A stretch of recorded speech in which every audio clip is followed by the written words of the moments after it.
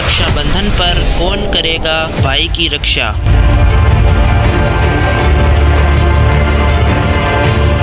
और भाई की रक्षा कौन करेगा? क्या रक्षाबंधन मनाना है व्यर्थ?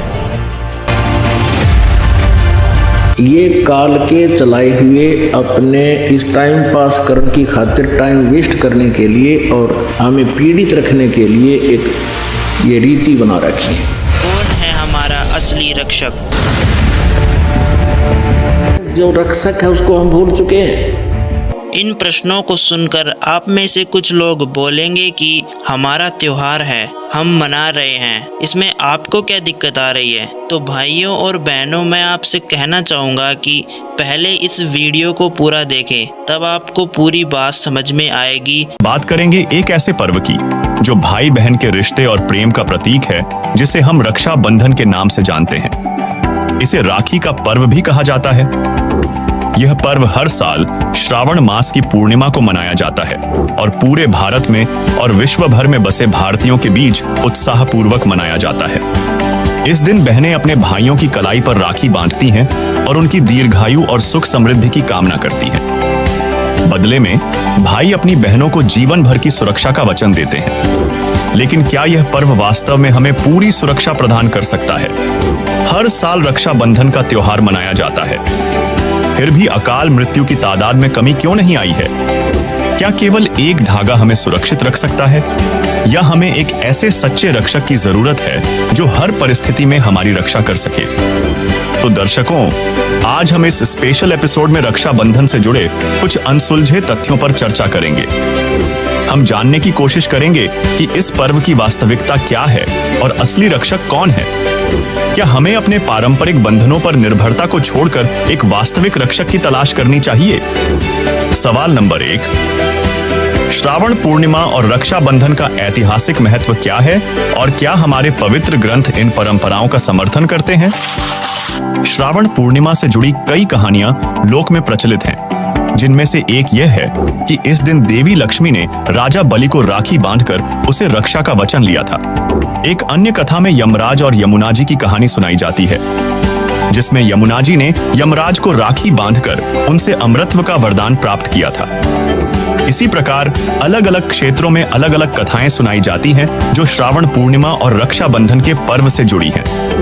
वहीं दूसरी ओर श्रावण पूर्णिमा के दिन भगवान शिव और विष्णु की पूजा का विशेष महत्व बताया जाता है। माना जाता है शिव जी ने समुद्र मंथन से निकले विष को धारण कर संसार की रक्षा की, जिसके बाद श्रावण मास में उनकी आराधना की परंपरा शुरू हुई। इस दिन भगवान विष्णु ने वामन अवतार लेकर राजा बलि से 3 पग भूमि मांगी और उन्हें पाताल लोक में भेज दिया। इस क्रिया के माध्यम से उन्होंने राजा बलि की प्रजा की रक्षा की, जिसे श्रावण पूर्णिमा के दिन विशेष रूप से पूजा जाता है। हालांकि जब हम शास्त्रों में इन कथाओं के समर्थन को ढूंढते हैं तो हमें इनका कोई प्रमाण नहीं मिलता। पवित्र वेद, गीता और अन्य पवित्र शास्त्रों में रक्षाबंधन और श्रावण पूर्णिमा से संबंधित इन कथाओं या परंपराओं का कोई उल्लेख नहीं है। लोक कथाएं व लोक परंपराएं भले ही पीढ़ी दर पीढ़ी चली आ रही हों, लेकिन इनका शास्त्रों द्वारा समर्थन न होने के कारण ये धार्मिक और आध्यात्मिक दृष्टिकोण से सही नहीं मानी जा सकती। हिंदू धर्म शास्त्रों के अनुसार व्रत रखना, राखी बांधना शास्त्र विरुद्ध है, जिसे मनमाना आचरण बताया गया, इसीलिए इन्हें मनाने से कोई लाभ नहीं। अपितु काल ब्रह्म ने मनुष्य को सतभक्ति से दूर रखने के लिए ये आडंबर बनवाए हैं। सवाल नंबर 2, बदलते समय के साथ रक्षाबंधन जैसे पर्व का वास्तविक महत्व और मूल भावना कैसे बदलती जा रही है? क्या यह पर्व अब केवल एक औपचारिकता बनकर रह गया है, या इसकी प्रासंगिकता सच में समाप्त हो रही है? बदलते समय के साथ रक्षाबंधन जैसे पर्व का वास्तविक महत्व और मूल भावना धीरे धीरे कम होती जा रही है। आज यह पर्व अधिकतर औपचारिकता, उपहारों और दिखावे तक सीमित हो गया है। भाई बहन के रिश्ते की सुरक्षा और विश्वास का प्रतीक होने के बावजूद इसकी गहरी भावना कहीं खोती नजर आती है। असल में बाहरी रस्मों से अधिक हमें आध्यात्मिक सुरक्षा की आवश्यकता है, जो न केवल त्योहारों पर बल्कि हर समय हमारी रक्षा कर सके। यह केवल दिखावे तक सीमित नहीं होना चाहिए, बल्कि हमें उस सच्चे रक्षक की ओर बढ़ना चाहिए जो हर परिस्थिति में, हर संकट से हमारी रक्षा कर सके। इस दिन बहन अपने भाई की कलाई पर राखी बांधती है और उसकी सुरक्षा की कामना करती है। भाई भी अपनी बहन को सुरक्षा का आश्वासन देता है। लेकिन क्या वास्तव में किसी धागे की आवश्यकता है ताकि भाई अपनी बहन की रक्षा कर सके? अगर ऐसा होता तो जिन बहनों के भाई नहीं होते वे सुरक्षित नहीं होती। और क्या रक्षा के सूत्र की यह परंपरा शुरू होने से पहले बहनों की रक्षा और भाई की दीर्घायु नहीं होती थी? अगर बहन को किसी आपातकालीन विपत्ति का सामना करना पड़े या मृत्यु का समय आ जाए तो क्या भाई वास्तव में अपनी बहन को बचा पाएगा? इन सभी सवालों का जवाब एक ही है, नहीं। तो क्या हमारे धार्मिक शास्त्रों में ऐसे किसी वास्तविक रक्षक का उल्लेख नहीं किया गया है जो मानव को हर स्थिति में बचा सकता है? दर्शकों, ऐसा नहीं है। हमारे पवित्र सद्ग्रंथों में उस सच्चे रक्षक की जानकारी दी गई जो हर परिस्थिति में हमारी रक्षा कर सकता है। लेकिन अब तक हमें यह बताने वाला सच्चा संत नहीं मिला था जो सद्ग्रंथों का सत्य ज्ञान बता सके। तो चलिए जानते हैं अपने वास्तविक रक्षक के विषय में। रक्षाबंधन का त्योहार मनाते हैं। ये क्या तुक हुआ कि बहन भाई को रक्षा इसलिए बांधने जाती है कि उसकी रक्षा करेगा भाई। भाई की रक्षा कौन करेगा? एक बहन कह रही थी कि मैं रक्षाबंधन के दिन गई अपने भाई को बांधने के लिए रक्षा सूत्र इंतजार कर रही थी। पता लग गया कि कहीं कामवश गए हैं, मोटरसाइकिल पर गए हैं। कुछ देर के बाद पता चला कि उसकी मृत्यु होगी, उसका शव लेकर आ रहे हैं। जिस भाई से मैं अपनी रक्षा के लिए गई थी उसकी रक्षा भी नहीं हो पाई, वो अपने नहीं कर सका। तब उसने ज्ञान हुआ। तब वो कहती है कि सचमुच हम कति भूल में थे। अपने भाई को भी कहा, बेटा भाई आ जा, तू भी भगवान का राखी बांध और मैं भी बांधू, यानी नाम लो और ये रक्षा सूत्र आपका सदा साथ देगा, भाई का भी बहन का भी।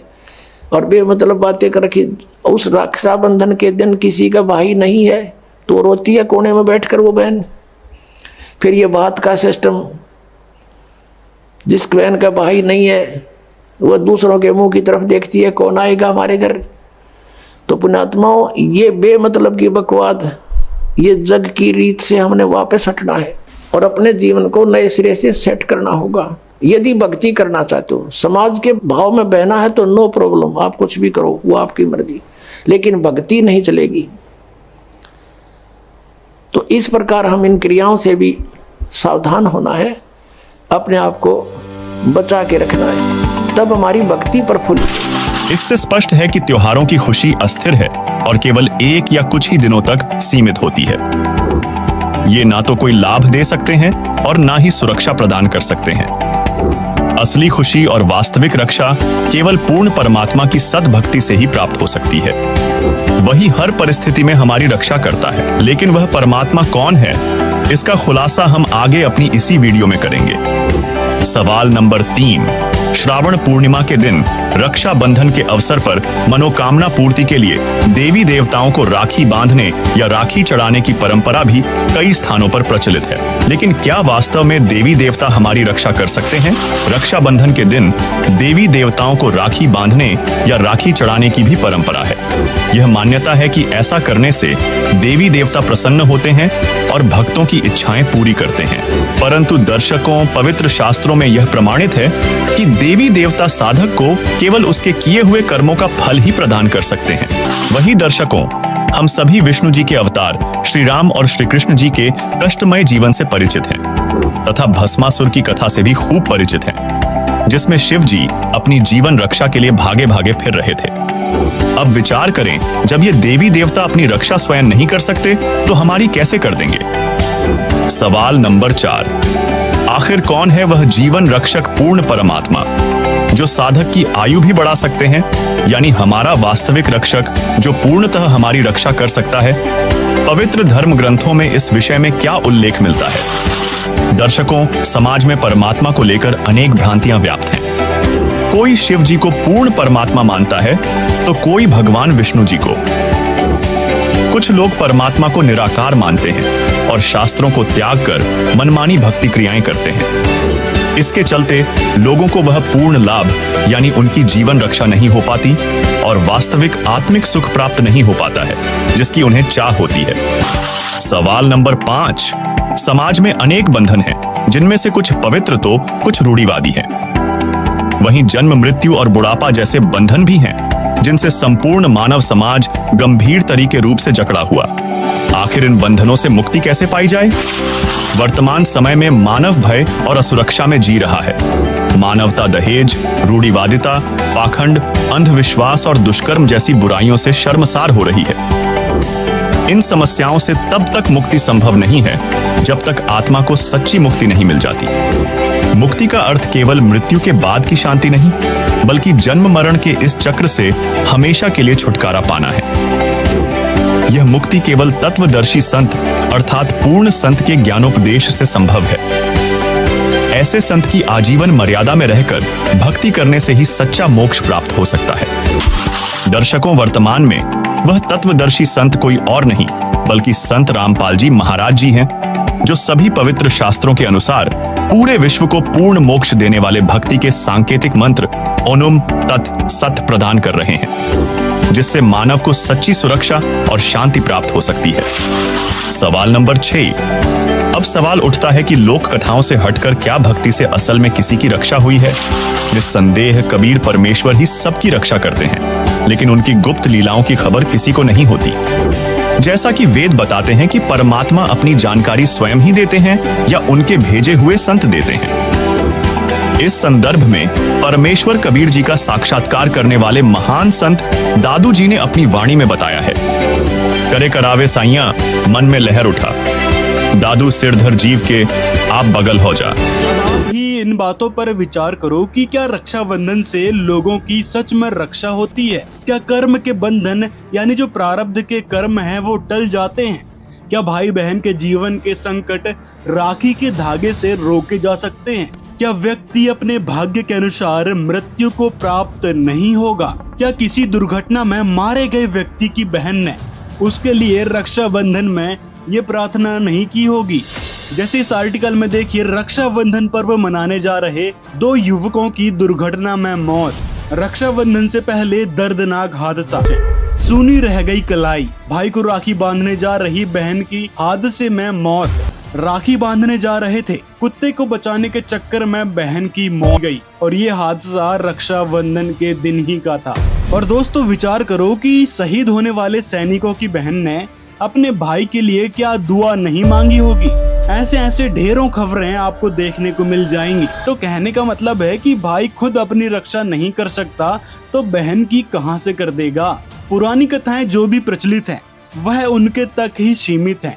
ऐसे एक दिन रक्षाबंधन बांध कर और ड्रामा करने से कोई फायदा नहीं है। इससे तो बेहतर है कि हमको चाहिए परमात्मा की सद्भक्ति करें, उन यथार्थ मंत्रों का जाप करें और उन मंत्रों के जाप से वह परमात्मा हमारी ही नहीं हमारे परिवार की भी रक्षा करेगा। सभी दुखों को दूर करने में वह परमात्मा ही सक्षम है, ना कि भाई अपनी बहन के दुखों को दूर कर सकता है, ना ही बहन की प्रार्थना अपने भाई के दुखों को समस्याओं को दूर कर सकती है। इस एक दिन रक्षाबंधन के नाम पर आडंबर कर देने से, बहन भाई को मिठाई खिला देने से और कुछ चंद रुपए एक दूसरे को दे देने से क्या उसकी साल भर रक्षा या मदद हो सकती है? इस पर आप ही विचार कर सकते हैं। अब आप सोचेंगी कि क्या हमारे पूर्वज पागल थे जो रक्षाबंधन का त्योहार मनाते आ रहे हैं, रीति रिवाज परंपराएं करते आ रहे हैं? तो जवाब है कि वो लोग शिक्षित नहीं थे, बस देखा देखी कोई भी क्रिया शुरू कर देते थे। जैसे उनको किसी ने बता दिया कि पीपल के पेड़ की पूजा करने से, उस पर जल चढ़ाने से बहुत फायदा होता है, सारे दुख दूर हो जाते हैं, तो बस हमारे पूर्वज लग गए उसी काम में। ऐसा ही कई सारे उदाहरण देखने को मिल जाता है। जैसे कुत्ते की मूर्ति बनाकर पूजा करने लग जाते हैं। तो कहने का मतलब है कि उनको जितना ज्ञान था उसी हिसाब से वो लोग करते थे। बेचारे उनको पता ही नहीं था कि हम करने क्या लग रहे हैं और हमारे पवित्र सदग्रंथों में लिखा क्या है। बस पंडित और जो हमारे गुरु थे, जो हमारे धर्म गुरु थे, बस उनके द्वारा मन घड़ंत साधना बताने के चक्कर में आज हमको कोई आध्यात्मिक लाभ परमात्मा से नहीं मिल रहे हैं। हमको चाहिए कि हम पवित्र सदग्रंथों के अनुसार भक्ति करें। जो पवित्र गीता, पवित्र वेदों में लिखी बातें हैं उनका अनुसरण करें। आज के समय में केवल संत रामपाल जी महाराज ही सत भक्ति बता रहे हैं, वो भी सदग्रंथों के अनुसार, जिस भक्ति से सभी भक्त समुदाय को लाभ मिल रहे हैं। जिसके बारे में उन्होंने सोचा तक नहीं था। साथ में अकाल मृत्यु से भी बचाव वह पूर्ण परमात्मा करता है और सद्भक्ति करने वालों के साथ अनेकों चमत्कार होते रहते हैं। तो दोस्तों, संत रामपाल जी से नाम दीक्षा लेने के लिए अभी इस नंबर पर मिस कॉल करें। अगर दोस्तों वीडियो पसंद आया हो तो इस वीडियो को ज्यादा से ज्यादा अपने भाई बहनों मित्रों तक शेयर करें, ताकि वो लोग समझ पाएं कि वो करने क्या लग रहे हैं और किस प्रकार उनको अपना जीवन व्यर्थ होने से बचाना चाहिए, और कौन वह परमात्मा है जिससे दोनों भाई और बहन की रक्षा होगी। साथ में उनको इस वीडियो से जानने को मिलेगा कि आखिर हमको क्या करना चाहिए जिससे हमारी जीवन की रक्षा हो, हमारे दुख और आपत्ति टले।